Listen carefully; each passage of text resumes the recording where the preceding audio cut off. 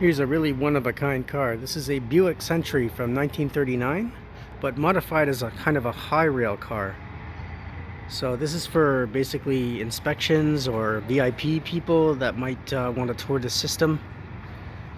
And here you can have a good look at it. The wheels are much bigger than what you would see on a modern high rail vehicle, and really there is no actual high rail here. This car just runs on the rails and that's it.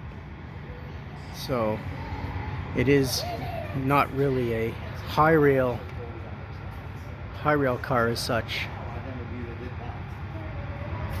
Why would you have a steering wheel?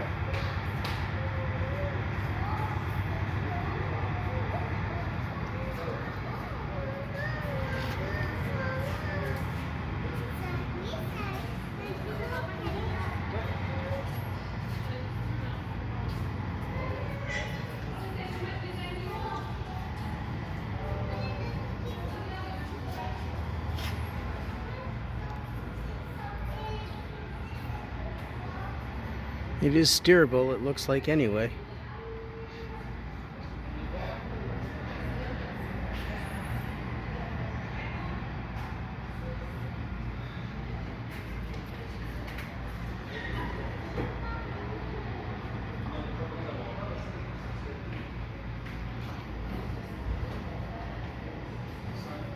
And this was actually built in Mississauga, Ontario by a company called McLaughlin, which also was probably allowed by license to build Buick cars in Canada at the time in the 1930s. Very interesting vehicle.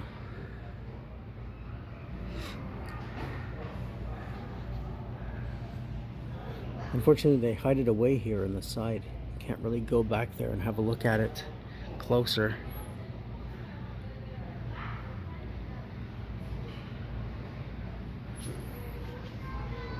But I can back up here and give you a decent sense of what this car looks like in relation to, say, this stock car. So you can see it's just a regular car with these wheels that are oversized for what they really need. Like, these are more like railroad car wheels. You wouldn't need something like this for this car. Could be very much smaller, like the high rail wheels. And in the back there we have a stock car from maybe the early 20s, wooden construction.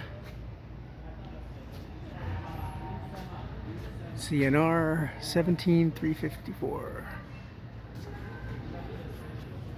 We have the slats there to allow the cows or whatever they're transporting, usually cows or cattle, for slaughter before trucks took up this basically this work.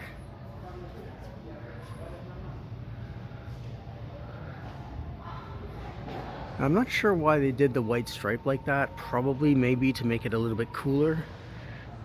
These cars would be in long trains and they would have to stop the trains every now and then and actually water the cattle down.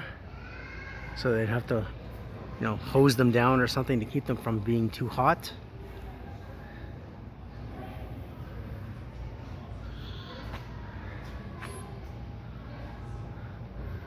And the cattle service probably ended around the 50s when trucks picked this up.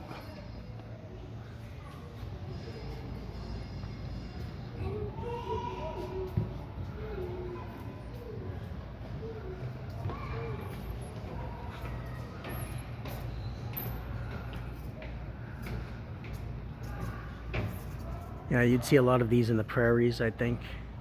Well into the 50s, perhaps.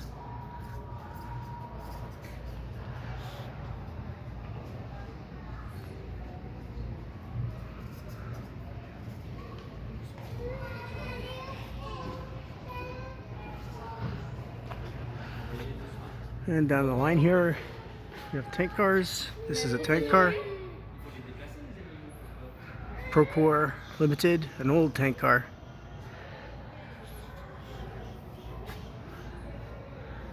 An old Canadian Pacific boxcar.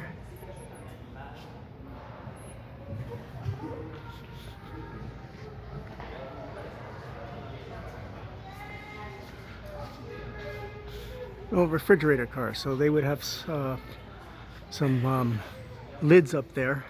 You'd open up and put ice in it. When was this built?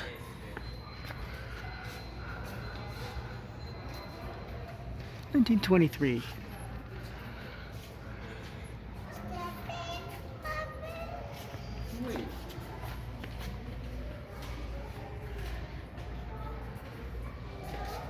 In May 23.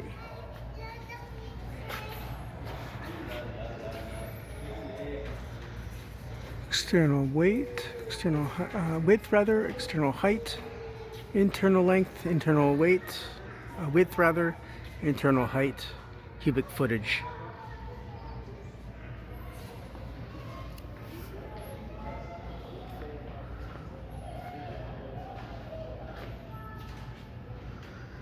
And then I would show this car here. This is actually not a car, this is a locomotive. This is a Fairbanks Morse locomotive. And I believe it's from the 50s. Let's see what the builder date was. These were built in Kingston, Ontario under license. In 56 it looks like, yeah. So, absolutely love the paint scheme.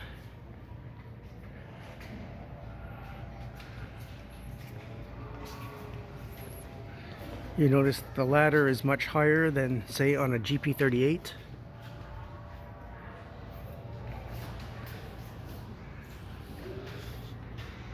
This one is 6 axle truck, so it's a full Fairbanks Morse Trainmaster.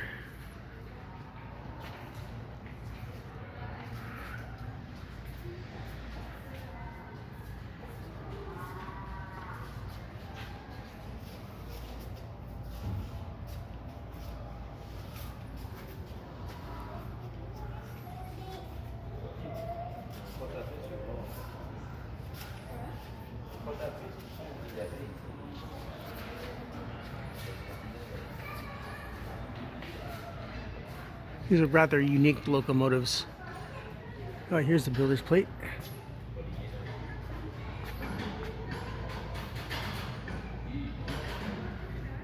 Yeah, CLC built them. However, this is a Fairbanks Morse designed locomotive. Many U.S. railroads would have had this, including Norfolk and Western, and Pennsylvania, I believe, had some.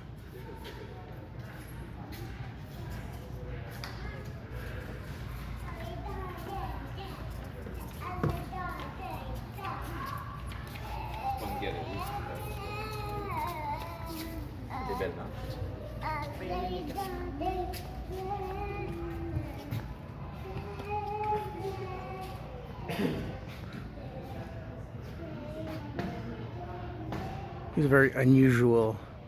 Like for the time, this is what they were doing with tank cars, but you'll never see this now with a tank balanced on top of a beam like that.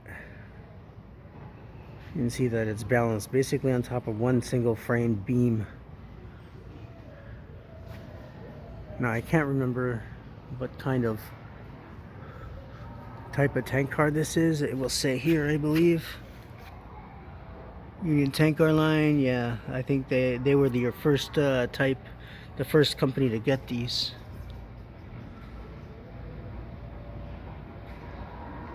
They were Canadian Car and Foundry. Type X.